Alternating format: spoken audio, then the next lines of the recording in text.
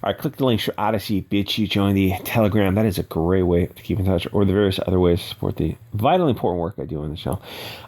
First of all, never support women that aren't yours. Insert the autistic Reen there. All Frosk had to do was be funny, but that's a bridge too far for her. It's like, we got a show for dudes. So what do? Well, let's hire an angry woman who hates men. Why would we do that exactly? How does that help us sell more burgers? Burgers? We're selling systemic marginalization of disenfranchised otherkins. What does that even mean? I don't know, but they don't know either. Here's the thing. I agree with Frosk, sort of. Watching degeneracy will make you a degenerate. Why are you watching somebody else's wife? Essentially, turn off the TV and go get your own wife. Lighten up, Grandpa. No, this permissiveness, this softer, gentler path, this left-hand path, it got us to this point of guys watching bikini girls on TV. Well, they're not banging their own bikini girls, which you very much should be. Eat less, exercise, start talking to other human beings. Shows like this are sugar-coated poison. In fact, supporting women who aren't the mother of your child is really stupid.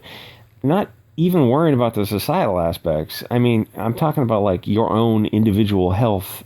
The people who hear this, I know, are 99% male, so I think I'm kind of safe here in saying never support women that aren't yours, or women on social media at all in any capacity, but even by watching them. It's like, why are you watching this chick on YouTube? Is it because the content is so great, or is it because she's got a big jugs? I mean, you just keep asking yourself that, and eventually you'll feel like a simp, and you'll turn it off, and you'll go find someone else to listen to. Support your girl, your family. Never pay some anonymous whore on the internet. It builds this bizarre false relationship in your mind. You're getting the neurotransmitters flowing from like this holographic relationship. The internet is useful for many things, but a sexual relationship is not one of them. If you ask these girls why simps give them money, they would say it's because these guys are losers. And I'm not going to say that they hate you because you are a walking wallet, but they view you how a woman views a soy boy, not fully human, Untermensch, not male, not female, just someone who hates themselves. Watching TNA on TV is abuse. It builds this false level of intimacy that is ordinarily only the product of a relationship between two humans. It bypasses many crucial steps in human development. You start by learning to talk to people in real life. What a horrifying concept. And if you're a kid now, you learn how to read facial expressions, tonal inflection, body languages. And yeah, ultimately it progresses to banging each other till you bleed and making some kids and starting a family. Not to be too graphic, but it's like if you're a young person, you think, well, how do I bang somebody? Well, first you got to be in the same room with them. Oh, well, how do I get in the same room with a chick? Well, believe it or not, yeah. Well, first you got to learn how to talk to chicks. Well, how do you do that? By talking to guys. What? Talking to guys will teach you how to talk to chicks? Yes, it will. It's a whole kind of another video, and it feels like kind of a manosphere, but not a cringe manosphere, because the end result is getting a wife and having kids. It's not just pump and dump, bro. What does that get you at the end of the day? Oh, I ejaculated on some woman. Yeah, that's just like snorting heroin and think you accomplished something. I mean, the end result of all this stuff is like 3 is the magic number. A wife and a dad and a little baby, Bob Duro. So, what is ordinarily a lifetime process of socializing, of communication skills, can be bypassed by watching some 2D image of an idealized woman. She never bleeds, she never gets bitchy with PMS, but she also won't blow your doors off and give you children and grandchildren and this giant extended family that is a start of something real. And I know I sound like some Christian preacher besides the graphic depictions and foul language of the 80s, but it's not about religion. It's about being manipulated by the worst people on earth. Oh, so what happened was this show has this co-host, Frosk, who came out and she gave some little, I don't know, 3-minute spiel about some stupid feminist type of stuff, insulting the audience, and said that these women are not there for you to enjoy. Fair enough, but it's like, it's just a show about video games. Why are you lecturing us? You're already a hard sell. You're a woman that doesn't like men. You've got borderline personality disorder. You're really off-putting and not friendly, and you're doing a show where you insult the audience. It's like you're striking out all over the place. Why would anyone approve that? Were you talking about the prior hosts of the shows were girls in bikinis and stuff like this, which, like I said, is cringe for a whole different reason. But I mean, you're like compounding errors to go on there and lecture the audience. So what happened is the show started, it stopped growing, and it gently, slowly started losing followers, which isn't a big deal because they still have 489,000 followers. That's a huge number as long as the watch time is good. But it kind of it's like you change the energy of the show. And this is a show that has high production costs, and they only have 500,000 followers. So it's like the money isn't adding up. And unless they're effectively getting subsidized by these video game companies, which they very well could be. I mean, if I'm selling a game and the game is, going to be hundreds of millions of dollars, and you tell some video game reviewer that's going to have a big social media footprint, you go like, all right, here's $10,000. Give it a better review. It's like just $10,000 cash for a softer review. That's all it would take. And it's like, is that a worthy expenditure? For sure. Anyway, so the show it's on YouTube, but it's like, it's kind of a show that feels really dated. So I don't, and then she gave this rant, so, and which was approved because, it's a scripted show. It's like, you're not going to do that to your co-hosts, also because you don't want them to step on your lines and things like that. But like she gave this rant, and I'm sure she's reading from a digital screen type of thing, and that's just a weird way to destroy a show. It's like, it's not gonna fall overnight. It's gonna take a year or 2 years, but it is what you did. Anyway, so TNA on a digital screen, some things are deeper than they appear. Maybe because pussy is the end result of something that takes effort. It takes a relationship. It's not to be graphic, but I mean, that's just my nature. A relationship is part of the full human experience. You have to round your rough edges off. And the thing is, it's men and women.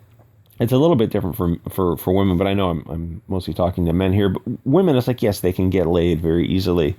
But for women, it would be equivalent of getting a long-term relationship, having kids, getting married, starting a family, not just finding some guy that they can bang. Young men are kind of focused on, when you're young and dumb, you're focused on pussy instead of on wife and mother.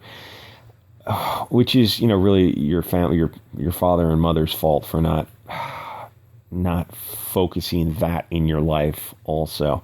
Okay, so the full human experience involves communicating with many types of people, resolving conflicts, finding solutions. It's like how humans ascend from base animal instinct of, have hard on, find wet spot to put it in, ejaculate, dopamine rush, and move on. It's like, that's what animals do.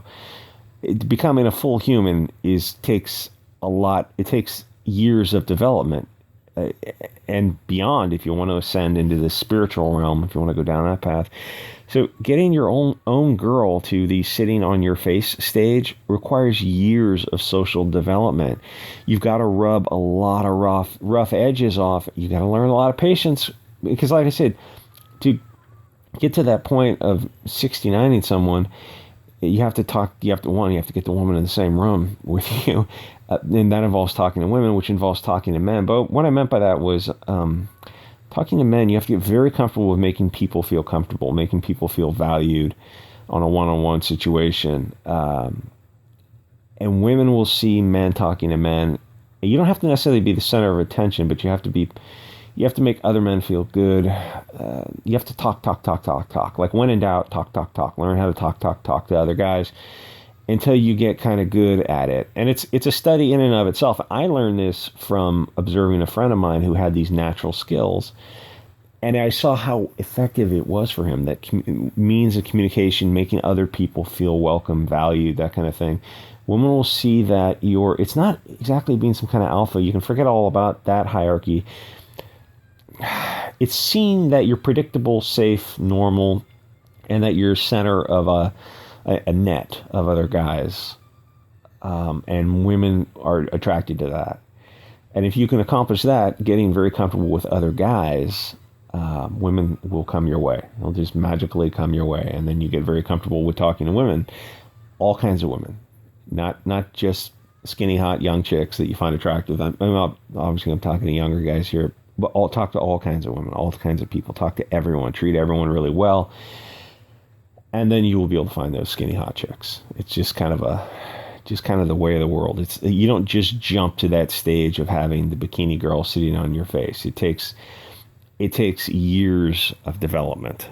But anyway, that act of 69 or whatever kind of sexual thing you're into, it's going to release this flood of neurotransmitters because it's a real exciting event. You're with another person.